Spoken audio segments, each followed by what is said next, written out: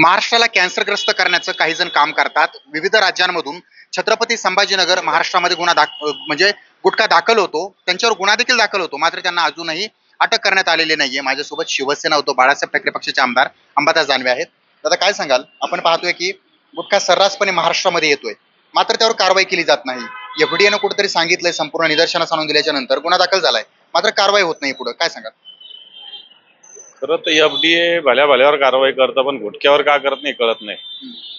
एफडीचे अधिकारी छोटोक मोठो पानटपऱ्यावर वगैरे गुन्हा दाखल करतात, पण मला असं वाटतं याचा मूळ जिथून आहे तिथं गुन्हा दाखल होण्याची आवश्यकता आहे. आणि आज गुजरात एक सेंटर आहे याचं मोठं.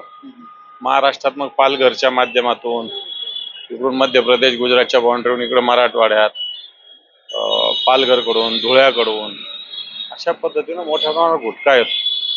आता मला माहिती मिळाली की संभाजीनगरात अशी एक कारवाई झाली, पण कारवाई झाली, गुटख्याच्या कंपनीचे नाव टाकलेले आहे, पण याच्यातलं एकाही व्यक्तीचं नाव नाही. बरं, पोलीस छोटोक मोठोक एखादा आरोपी पकडला तर त्याची प्रेस नोट काढतात, मोठी प्रेस नोट काढतात, मोठं लगे प्रेसशी बोलतात. एवढी मोठी कारवाई झाली पण पोलिसही कुठे बोलले नाही, त्याच्या प्रेस नोट मध्ये कुठं नाही.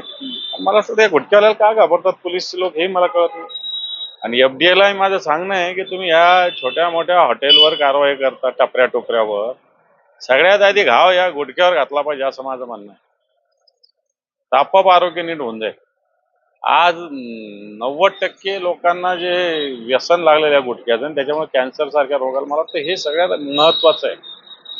म्हणून माझं तर एफडीएला सांगणं आहे, मुंडे साहेब जे स्वतःला फार मोठे हे अधिकारी आहे ना, आता त्यांनी सगळ्यात आधी गुटख्यावर कारवाई केली पाहिजे असं मला वाटतं. बरं दादा, यामध्ये 27 नावं आहेत, ज्यामध्ये काही माफियांची नावं आहेत, काही गुटखा निर्मिती करणाऱ्यांची नावं आहेत आणि काही ब्रँडची पण नावं आहेत. म्हणजे संपूर्ण समोर आलेलं असताना देखील पोलिसांनी या संदर्भात अजून तरी माहिती दिलेली नाहीये आणि 1 महिना होत येतो याला. नेमकं माझा मुद्दाच तो आहे की तुम्ही बाकीच्या ह्या मोठी कारवाई करत असताना छोट्या छोट्या कारवाईचा शो करता, मोठी कारवाई अजून लोकांना का सांगितली नाही?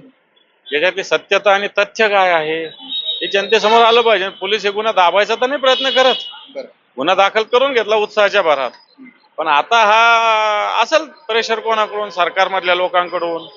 सरकारमधलेच लोक आहे, कारण सरकारमधले लोक या गुटखा विक्रीत, तर मी तर म्हणेल सरकारचे लोक आणि गृह विभागाचे लोक अडकलेले, माझं तर 100% माहिती आहे. कारण मला हे सगळे लोक मधल्या काळात काही लोक असं होतं तसं होतं सांगायला आले होते, पण मी त्याच्यात जास्त पडलो नाही. पण तो माझा आरोप याच्यात सरकारमधलेच गृह विभागातलेच लोक सहभागी आहे. बरं, आपण पाहतोय छत्रपती संभाजीनगरमध्ये 28 जणांवर गुन्हा दाखल झाला, ज्यामध्ये कंपन्यांची, ब्रँडची नावं आहेत, माफियांची नावं आहेत. मात्र यामध्ये गृह विभागाचाच काही संबंध आहे का, किंवा त्यांचे काही जवळ लोक आहेत का, आणि सोबतच पोलिसांवर काही दबाव आहे का, असा प्रश्न देखील या ठिकाणी शिवसेना उद्धव बाळासाहेब ठाकरे पक्षाचे आमदार अंबादास दानवे यांनी उपस्थित केला आहे. सचिन बडे, लोकशाही मराठी, छत्रपती संभाजीनगर.